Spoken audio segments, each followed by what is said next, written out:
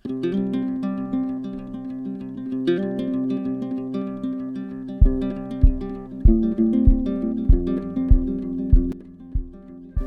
Everyone, সবাই কেমন আছো?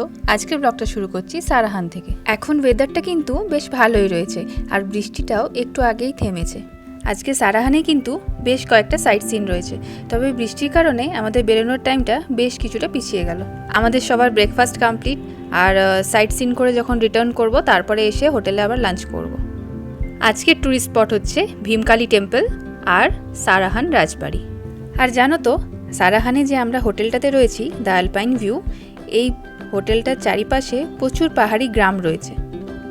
আর এই সুন্দর পাহাড়ি গ্রামের যে বাড়িগুলো রয়েছে সেগুলো কিন্তু সত্যিই খুব সুন্দর। ওই যে সামনে আমাদের হোটেল দেখতে পাওয়া যাচ্ছে, তার ঠিক সামনেই আমরা একজনের বাড়িতে রয়েছি। আর চারিদিকটা কি সুন্দর লাগছে দেখো। চারিদিকে ফেন্সিংয়ে যে গাছগুলো দেখতে পাচ্ছ সবগুলোই হচ্ছে গোলাপ গাছ, আর এই যে গাছটা এটা হচ্ছে আপেল গাছ, আর এই বাড়িটা হচ্ছে ওনার বাড়ি। কি সুন্দর না, গাছ ভর্তি শয়ে শয়ে গোলাপ ফুটে রয়েছে। সত্যি ওয়েদারটাও অনেকটা ম্যাটার করে। পাহাড়ি ওয়েদারটাই আসলে আলাদা, যার জন্য এত এত ফুল ফল গাছ এত কিছু ভালো হয়। আর এনারা তো পরিচর্যা করছেনই, সবজি ফুল গাছ অনেক কিছু লাগিয়েছেন, ফল, কিন্তু বিনা পরিচর্যাতেও দেখেছি পাহাড়ে বেশ সুন্দর ফুল ফল সব কিছুই হয় নিজে থেকে। দেখো আস্তে আস্তে কিন্তু অনেক ভিড় জমছে ওনার ফুল গাছ দেখার জন্য। সত্যি উনি ভীষণ ভালোভাবে সব কিছু পরিচর্যা করে রেখেছেন। ওনার নাম হচ্ছে সুনিতা। তো সুনিতাজির ব্যবহারও ভীষণ ভালো, ভীষণ মিষ্টি একজন মহিলা। আমাদের দেখে তো ভীষণ খুশি, মানে একদমই বিরক্তি নেই। উনি সব কিছু দেখাচ্ছেন, গাছ এটা এই ফুল, জিজ্ঞেস করছে আমরা কোথার থেকে এসেছি, মানে ভীষণ ভালো বিহেভিয়ার, ভীষণ ফ্রেন্ডলি ওনারা। না, ওয়েদারটা যখন ক্লিয়ার হয়েছে এবার সবাই মিলে দুগ্গা দুগ্গা বলে বেরিয়ে পড়া যাক, নাহলে পাহাড়ি ওয়েদার কখন খারাপ হয়ে যায় বলা যায় না। তো আমরা আস্তে আস্তে রওনা দিলাম এবার ভীমকালী টেম্পলের দিকে। আর এই যে আমরা স্পটে পৌঁছেও গেলাম। এবার ট্রাভেলার থেকে সবাই নেমে কিছুটা হাঁটা দিলেই আমরা পৌঁছে যাব ভীমকালী টেম্পল।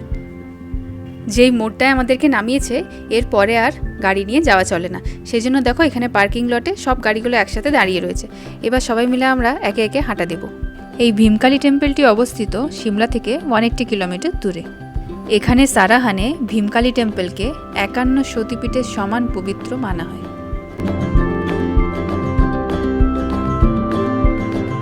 ওই যে সামনে দেখা মিলেছে ভীমকালী টেম্পলের। তো আমরা আরও কিছুটা এগিয়ে যাব, তাহলেই পৌঁছে যাব মন্দিরে। ভীমকালী বাড়িতে এই যে সারাহানে।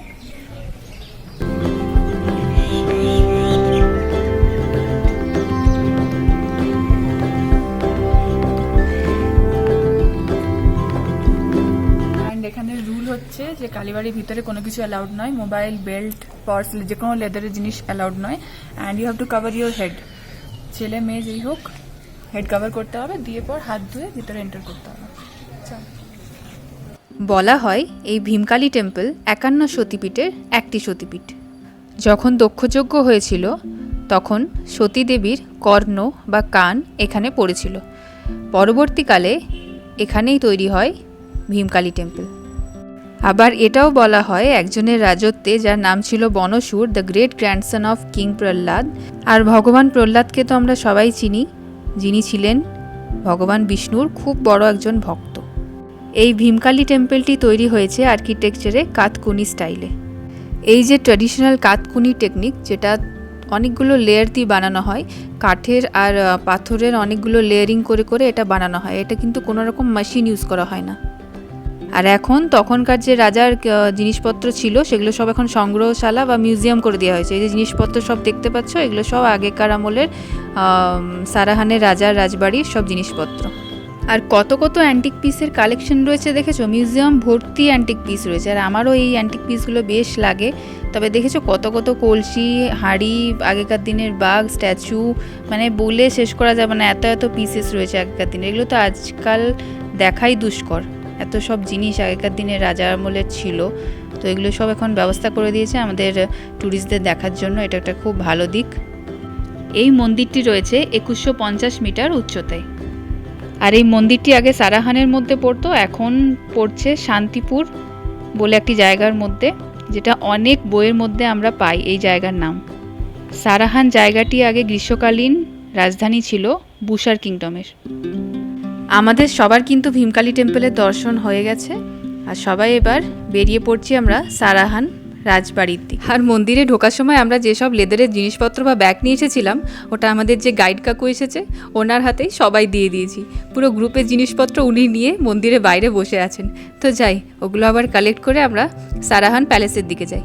আর এই দরজার কাজগুলো দেখেছো, সত্যিই কি ইউনিক আর সুন্দর। আর ওই ভীমকালী টেম্পল থেকে কিছুটা ওয়াকিং ডিস্টেন্সের মধ্যেই রয়েছে সারাহান রাজবাড়ি। আর এই যে আমরা এখন সারাহান রাজবাড়ির সামনেই দাঁড়িয়ে রয়েছি। আর নেম প্লেটে যে নামটা লেখা রয়েছে শান্তিকুঞ্জ, ওটা হচ্ছে এই প্যালেসেরই নাম। এই যে রাজবাড়িতে ঢুকতেই দেখা মিলল সুন্দর সবুজ গালিচার মতো বাগান। রাজবাড়ি কিন্তু সবসময় খোলা থাকে না, একটা ভিজিটিং আওয়ার্স থাকে, ওর মধ্যে যেতে হয়। আমার কিন্তু আবার এই রাজার আমলের সব প্যালেস রাজবাড়ি এসব দেখতে বেশ ভালো লাগে। সব কিছু কি সুন্দর, তাদের লাইফস্টাইল, তাদের ঘর বাড়ি সব কিছু দেখতে পাওয়া যায়, বেশ ভালো লাগে।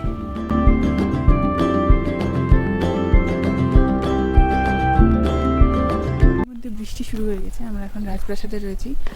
আর পাহাড়ে বৃষ্টি মানে স্নোফল হতে পারে, স্নোফল হওয়ার একটা সম্ভাবনা রয়েছে। তো দেখি আমরা লাকি কিনা স্নোফল হওয়ার সাক্ষী থাকার মতো। আর আজকে আমরা তো সারাহান থেকে সাংলা চলে যাব, ওখানে তো আরেকটু হাইটে। তো দেখি কীরকম কী টেম্পারেচার থাকে।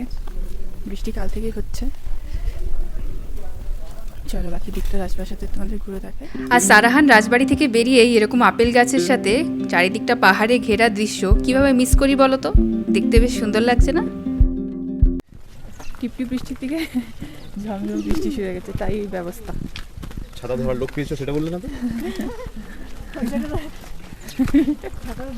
রানী মানে কি? তুমি এদিকে এসো তো, ভিজেই পড়বে তুমি।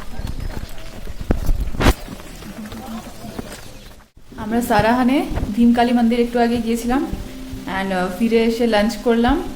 দেন ওয়েদারের এই অবস্থা, একদম জোরে বৃষ্টি পড়ছে, দূরে পাহাড় সব ঢেকে গেছে বৃষ্টিতে, এরকম ওয়েদার।